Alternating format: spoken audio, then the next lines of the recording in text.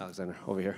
It's obviously been, I think, almost a year since we last saw you. So I guess, how's life been since then? I heard you have kind of re-changed your team a bit. So I guess how's life both in camp and then outside of camp since your last fight? Yeah, 1 year ago I fought the same city here, Azamat Murzakanov. I lost, and after that it was a rough year for me, hard, by the way. After the fight I made some changes. The first time, basically, in my career to change teams. And starting with the new team with my head coach, Nemanja Milosevic from Serbia, February this year.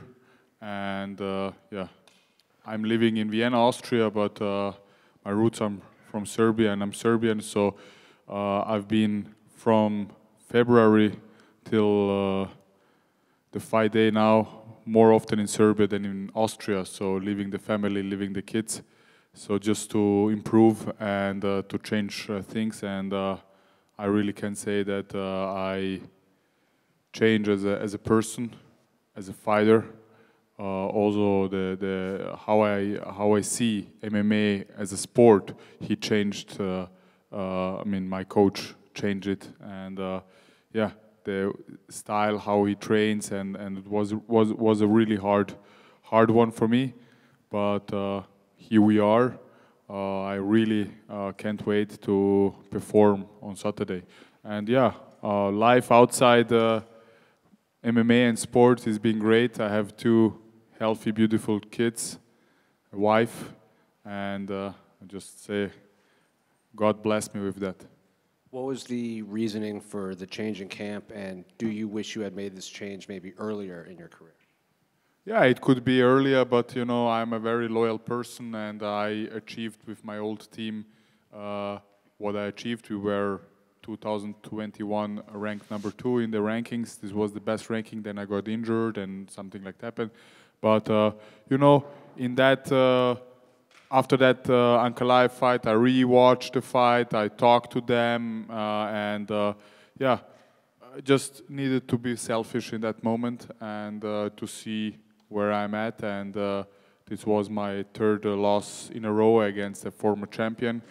By the way, I lost to that guy, but just want to mention it that none of those guys are like beating me up or finishing. I mean, Yuri, yes, but before the fight.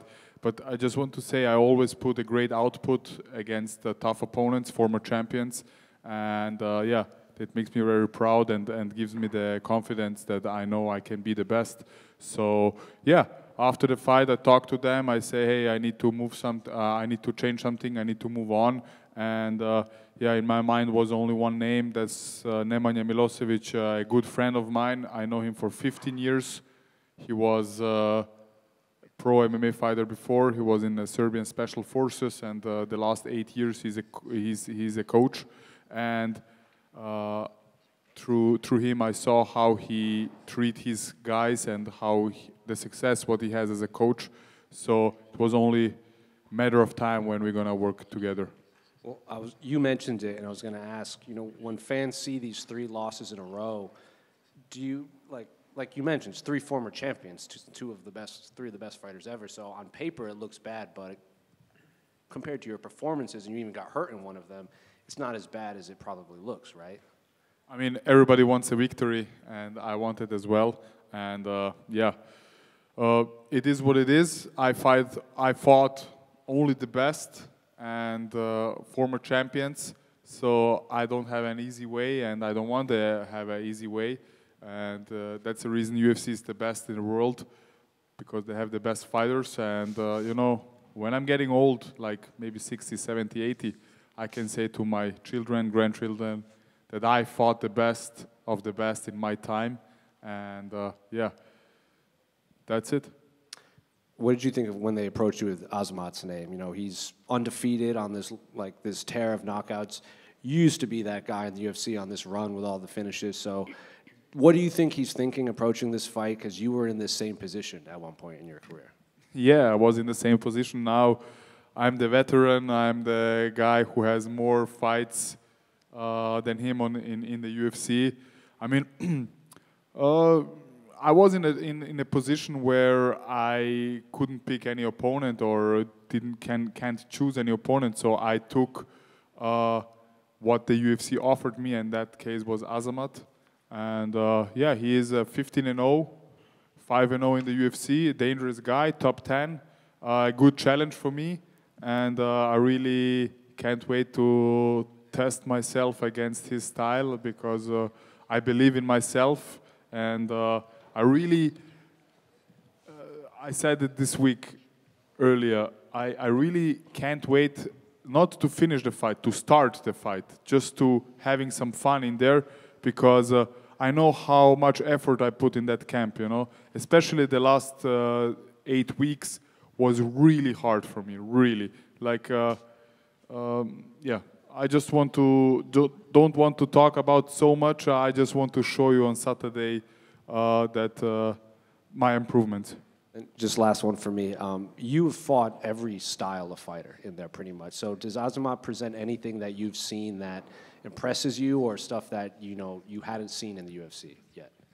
I mean, he's a striker. We all know that. I mean, I know that. I study him. But of course, I think he comes from the region where wrestling is